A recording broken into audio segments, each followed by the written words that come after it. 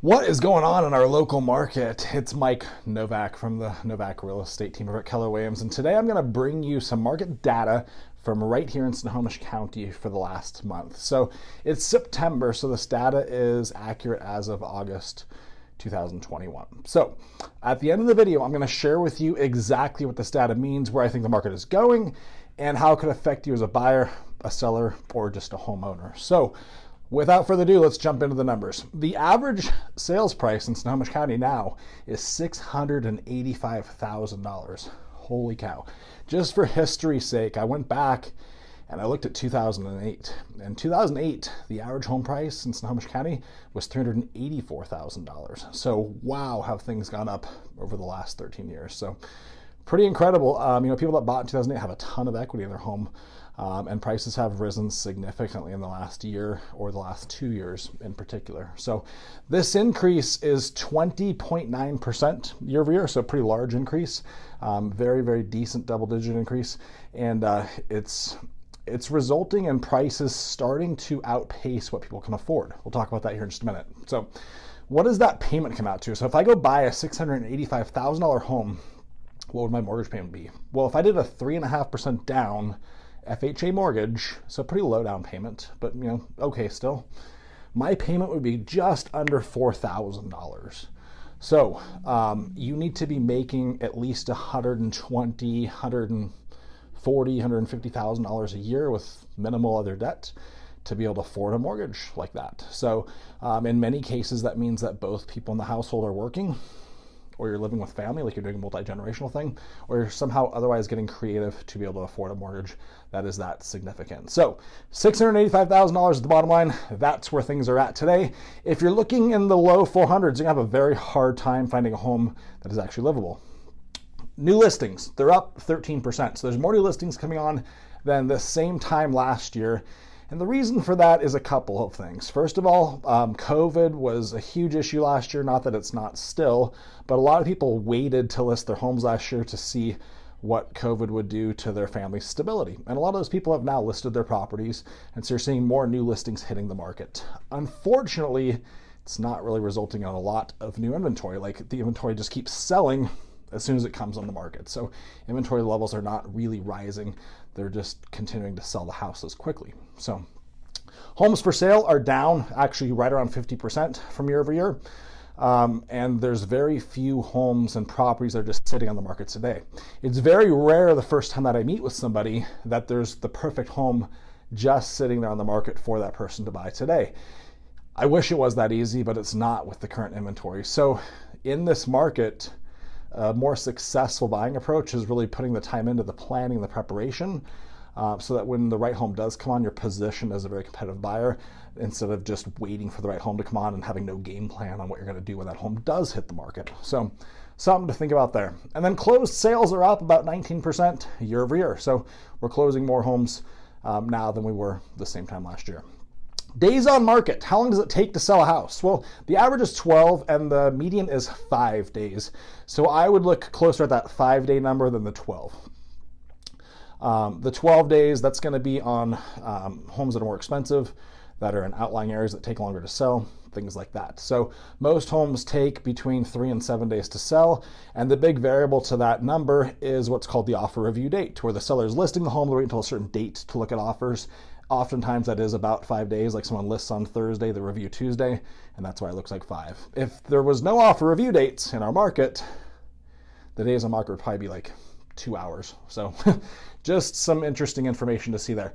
Again, I pulled some historical data for you, and if we contrast this number to 2008, wow, 84 days on market was the norm back then. So man, we are in a different market than that time. 84 days back in 2008 to sell a house, 5 days today. Months of inventory supply. This is maybe my favorite data point when I look at the housing market. And the reason I like this is because it tells me kind of what's coming. We all know that when inventory levels rise, prices start to flatten. And inventory levels that are dropping results in prices increasing. So this kind of tells me where things could be heading. And right now we still have the lowest inventory level that we've ever seen in our market. We're about half a month inventory supply of houses, which is down around 58% year over year. We thought last year it couldn't get much lower. Well, it did, and we're all the way down to half a month. So we're more at like 1.2 months of inventory last year. So remember, a neutral market that's not in favor of the buyer or the seller, it's just kind of in the middle, is considered a 6-month inventory supply of houses. So we have a long, long ways to go to get back to that number. Again, I pulled 2008 data for you so you can see what that looks like. I get asked every day right now, is this market 2008? So that's why I pulled this data for contrasting 2008 versus now. We had 7.9 months of inventory supply back then. So half a month today, 7.9 months in 2008, in September 2008. So what a different market we find ourselves in. Percent of list price. So how much are homes selling in relationship to their list price? Where it's 105.4%. So homes are selling for an average of 5.4% more than what they are listed at. And the variables to that are the location, how many buyers are interested in that same house. Like if you're looking at a Rambler in Linwood, that's going to appeal to a lot more buyers than, say, a split-level home in Granite Falls. You're just going to get a lot more offers usually on the Rambler in Linwood than you would on the outlying area with a split entry. So that's some of the variables that you see there. But if you're thinking that you want to spend, say, $600,000 on a home, if you're at that 600 number, you really want to shop in the mid 500s, if not the low 500s. So you have that room to escalate up and go up from that list price and be competitive. There are a lot of different strategies into how you escalate, whether if you offer your highest and best offer, or if you use an escalation addendum. That's too much to put into this video. I have made other videos on that you can go back and check out, and also talk to your agent about it as well, because the guidance is really going to vary from person to person. So what does this all mean? Well, as a buyer, it means that things are still super competitive. I know you're seeing price reductions going on right now, but what you're seeing is you're seeing sellers that overpriced their home. They didn't price it to the comparable sales. They just kind of pulled a number out and said, hey, I don't care about those comps. I'm going to price it $50,000 over the highest comp. And the market's saying no, they're rejecting that number. So they have to come back down to earth. They have to price their home based off what the comps actually support. Prices aren't dropping, guys, when you look at this data. You're just seeing sellers having to change their pricing when they massively overprice it at list. So as a buyer, just be prepared for a fight. You're still going to have multiple offers on most houses. We were seeing 20 to 30 offers on almost every listing this time about 6 months ago. And now we're seeing more like 3 to 5 offers on houses. So it's less competitive, which is great. This is an awesome time of year to go buy a house if you're thinking about doing it. It's not going to be nearly as competitive as it was back in March or April. But if it's a buyer, you just still need to be really prepared. You need to have a game plan. You need to know what you're going to do when you find that perfect home so you don't miss out on that opportunity. As a seller, it means you have to list your home at a price that is supported by comps.